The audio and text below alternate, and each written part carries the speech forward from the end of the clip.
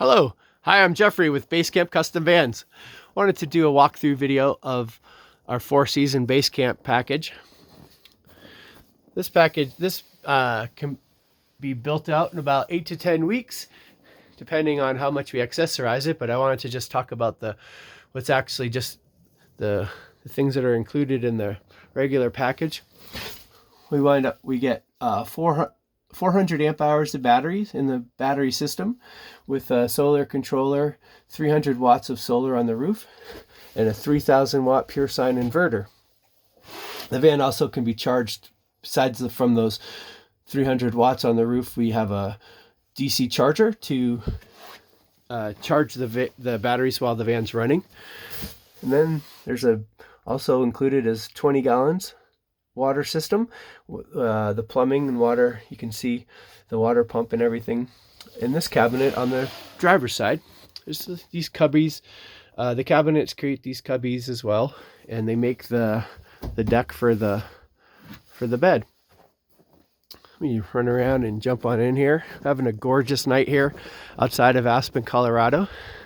These vans been designing and developing vans for 10 years here in the Rockies. We've been building them professionally for the past 5. We've traveled about 350,000 miles in my personal vans, and I think I've come up with like what I think is the perfect setup for all seasons. The van is insulated in the walls, floors, and ceiling, so it keeps the heat in when the heater's on and the heat out when it's hot out from the sun. There's a Webasto airtop heater. That's a diesel heater that runs off of diesel fuel from the fuel tank. There's 2 ceiling fans for when it's hot out. You can keep the van nice and cool by running both of those fans. There's also ventilation they also will be ventilation for cooking, and as well as there's ventilation from the sliding windows that are added, custom windows for the driver's side and in the sliding door. So when you're cooking, we went with, there's 2 options. We can do a gas cooktop, or we can do electric induction, and can discuss all the details and reasons to consider one or the other. We could talk about that directly. That's an option. Have running water, and with with this, it's just room temperature, and if room temperature water isn't adequate for you and you do want hot water, there's an additional that's an upgraded package we can add to this. Because this one we went with propane, we were able to use a propane on demand hot water heater, and there's a small little propane tank in this locker. That's a vented locker in here that locks up, and the hot water can be run off of that's an on-demand setup. Because we're using propane. If we go with electric, we have to use a tank version, which is fine. It just has to be preheated, whereas that one's on demand. The thing with the electric tanks ones, they don't have electric on demand in 110. You have to get them in 220 volts. And so that inverter is running, we run a 110 inverter rather than 220, obviously. So we have to go with the tank. There's a couple outlets included. There's one in the back, and then there's, we do one by the sink here. This one has USBs. There's also dimmer for the cabinet lights, as well as for the ceiling puck lights. But the cabinets are done open, so that you can, we've done them in the past where there's, doors on the front of them. We don't do that anymore. Leaving it nice and open. It gives this small space a nice open feeling, by leaving the cabinets open and not being closed off. There's light coming out of them and so forth.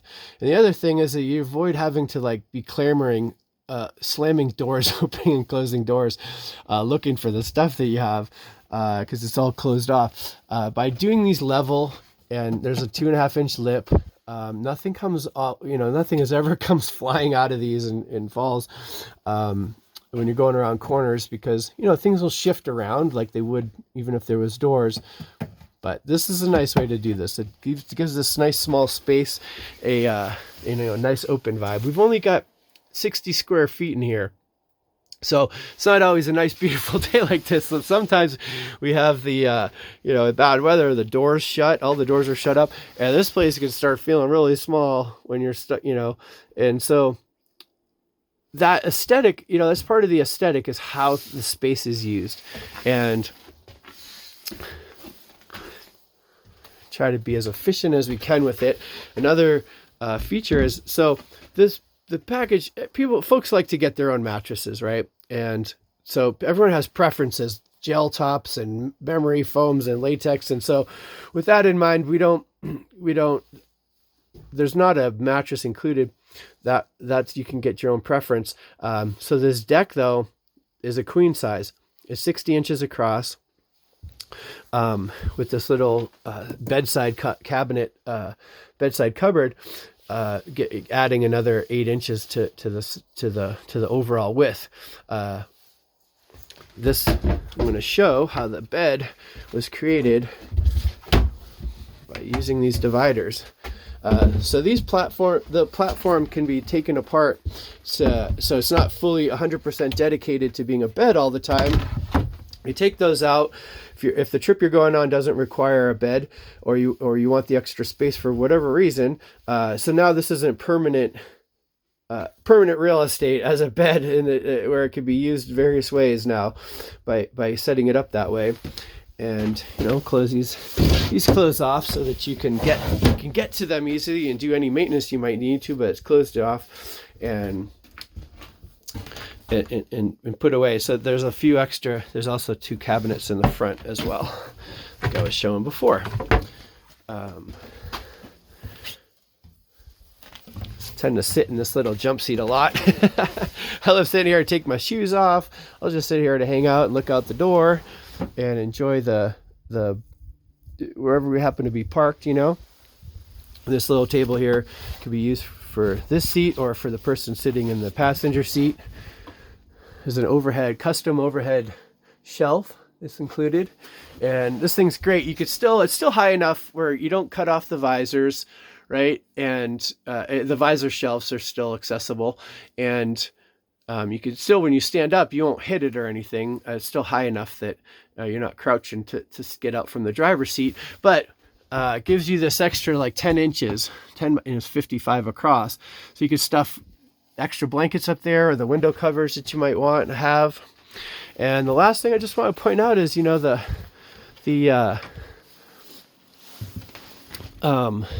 materials themselves that we're using in this. I mentioned the marine flooring, but everything is either laminated or solid. All of this is solid wood. So the solid wood is laminated or stained. This is maple. Even these upper cabinets that are painted white, this is all solid maple. So it's very durable, and everything is trimmed. Like this rubber T-molding, or the trimmed with aluminum. So we have that T-molding on quite a bit of the, this upper cabinets and stuff. Things are to keep it from all the things that happen in here. We're not delicate on these. We're off on adventures, and the outside world is right there coming in and out of here. And things need to be durable, so we trim there's an aluminum trim on all the corners, and all the edges are either like I said, either have the rubber trim or some aluminum on them. The laminates we have a couple colors we can choose from. We've done these with dark stains and lighter colored solid laminates. This was what these folks would like. We can talk about the options for color combinations, but the laminates are really great. They clean up really well. They just wipe the surface clean very easily, and they're also very durable.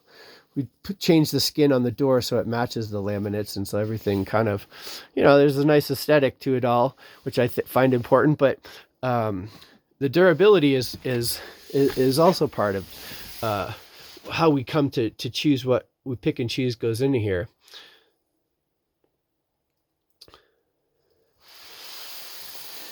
On that note, I'm really grateful that you take the time to watch this. if you had any questions, or if you wanted to have one of these built for yourself, please don't hesitate to reach out. I would look forward to hearing from you. Thank you so much. Have fun.